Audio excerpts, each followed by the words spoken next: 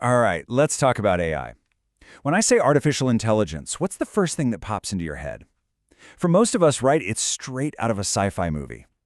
We're talking about thinking machines, robots that can act on their own, maybe even an intelligence that's just like ours. And look, it's a super captivating idea. It's really shaped how we think and worry about AI for, well, decades.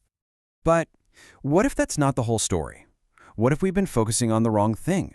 Maybe the real secret to understanding AI isn't about its brain, but about what it eats.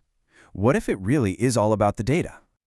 Yeah, because when you really get down to it, when you peel back all the hype, the engine that's driving all this stuff, it's not some magic spark, it's not consciousness in a box, it's something much, much more fundamental. It's data. So if you look at it from that angle, a data angle, AI is less about thinking and way more about transforming. It's this incredibly sophisticated process that just vacuums up huge amounts of raw info and turns it into something we can actually use. You know, like a prediction or a decision or, hey, even that movie recommendation you just got. So how does it actually do that? Well, at its very heart, AI is just a pattern matching machine, a ridiculously powerful one, but still, it just plows through mountains of information looking for statistical patterns. Think about it.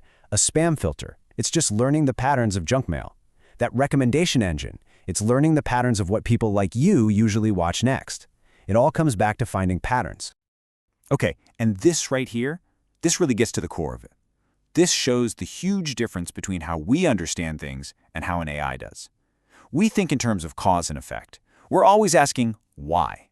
But in AI, it just sees correlation. It's all about what. It has no idea why a bunch of pixels make up a cat. It just knows that this specific pattern of pixels is statistically very, very likely to be connected to the label cat that a human gave it. That's a massive difference. You've probably heard that old saying from the early days of computers, right? Garbage in, garbage out. Well, for AI, that's not just a cute little phrase. It's the absolute unbreakable law of the universe. It governs everything. And the consequences of that law? They are huge. We're not just talking about getting a math problem wrong. We're talking about how bad data can teach an AI a totally warped version of reality.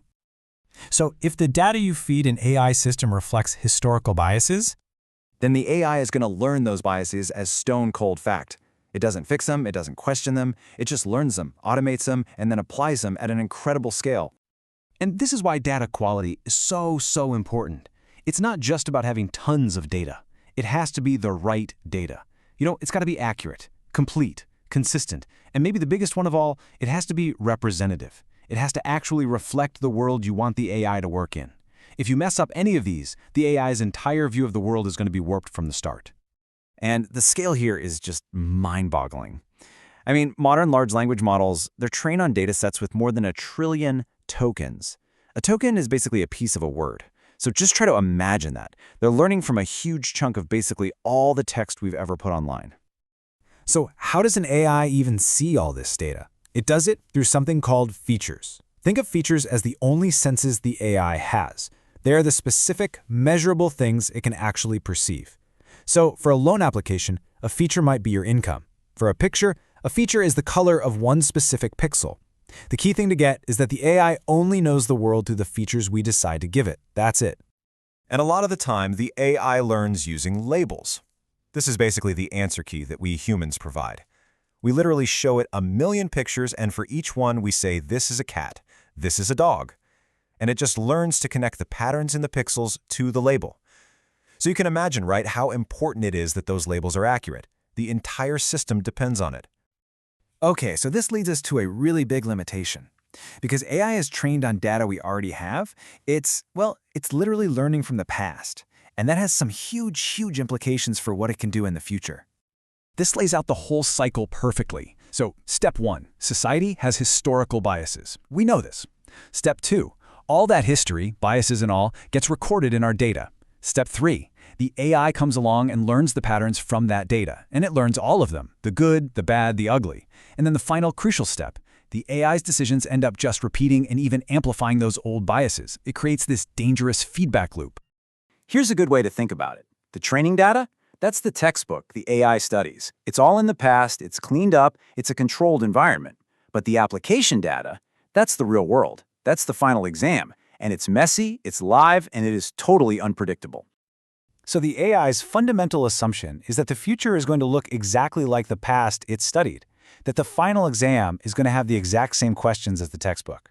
But when it doesn't, when something new happens that it's never seen before, the whole system can just break. It becomes fragile and fails in ways you would never expect. So all of this really leads to one big conclusion. Data isn't just the fuel that makes the AI engine run. It's also the fence that pens it in. It defines its absolute limits. And this might be one of the most important things to get about AI right now. It cannot know what it has not seen. Simple as that.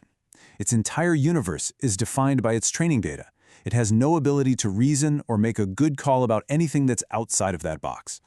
So let's just pull this all together. When you look at AI from this data-first perspective, its real limits become crystal clear. It doesn't understand cause and effect. It can be fragile and unpredictable when it sees something new. It reflects and even blows up the biases that are already in our data. And at the end of the day, it just can't think about anything that wasn't in its original textbook. So if there's one thing to take away from all this, it's this. An AI is not a thinking being. It's a mirror.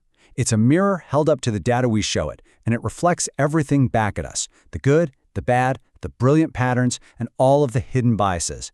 An AI system is only as good as the data it learns from, period. And that leaves us with one last, kind of mind-bending question to think about. For all of history, AI has learned from data made by humans. It's been learning from us. But what happens to that mirror when it starts learning from its own reflection?